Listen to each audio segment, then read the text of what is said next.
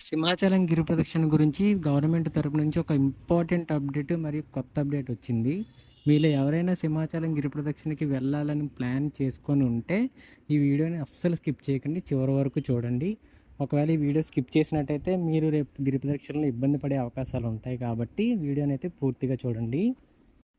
ఇంక అప్డేట్ విషయానికి వస్తే, ప్రతి సంవత్సరం సింహాచలం గిరి ప్రదక్షిణ తొలిపావంచు నుంచి భక్తులు అనేది స్టార్ట్ చేస్తారు. సో అక్కడికి ఎలా వెళ్తామంటే, మనం ఈ హాట్స్ ఉంటాయి కదా, ఈ హనుమంతవాగ్ కానీ గోపాలపట్నం ఎన్ఏడి అక్కడ వరకు వచ్చి అక్కడ మన వెహికల్స్ కానీ లేదంటే పబ్లిక్ ట్రాన్స్పోర్ట్ మీద వచ్చినా సరే అక్కడ వరకు వచ్చి అక్కడ నుంచి మళ్ళీ కొంత వాక్ చేసి మనం తొలిపావంచ దగ్గరికి అయితే వెళ్ళాల్సి వస్తుంది. సో అలా చేయడం వల్ల అనేది నడిచే డిస్టెన్స్ కూడా పెరుగుతుంది, భక్తులు కూడా చాలా ఇబ్బంది పడే అవకాశం ఉంది. కాబట్టి గవర్నమెంట్ దాని గురించి ఆలోచించి ఒక కొత్త ప్రణాళికతో అయితే వచ్చింది ఈ సంవత్సరం. అదేంటంటే, భక్తులు సింహాచలం తొలిపావంచ వద్దకు వెళ్లకుండా ఏవైతే మేజర్ ఏరియాస్ ఉన్నాయో, ఒక ఎగ్జాంపుల్గా మన హనుమంతవాక్ తీసుకోండి, లేదంటే ఎన్ఏడి గోపాలపట్నం తీసుకోండి, అక్కడ వచ్చేసి స్వామివారి నమూనాలు పెడతారనమాట.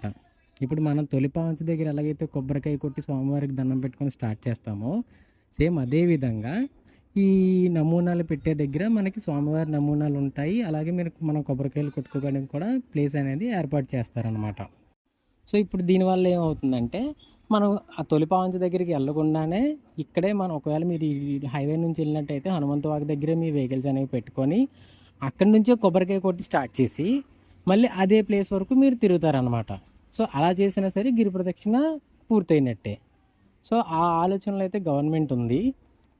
ఒకవేళ మీరు రేపు సింహాచలం గిరి ప్రదక్షిణకి వెళ్ళేలా అనుకుంటే ఆ ప్లేస్లు ఎక్కడున్నాయో ఖచ్చితంగా తెలుసుకోండి. ఎందుకంటే మీరు ఇక్కడ నుంచి వెళ్ళి మళ్ళీ వెనక్కి ఒక 10 కిలోమీటర్లు నడిచి మళ్ళీ అక్కడ నుంచి స్టార్ట్ చేసి మళ్ళీ ముందుకు నడిచి ఇదంతా మనమే అలసిపోతాం. కాబట్టి ఈ అవకాశాన్ని అయితే వాడుకుంటే మనకి చాలా ఉపయోగకరం. సో అదొక అప్డేటు.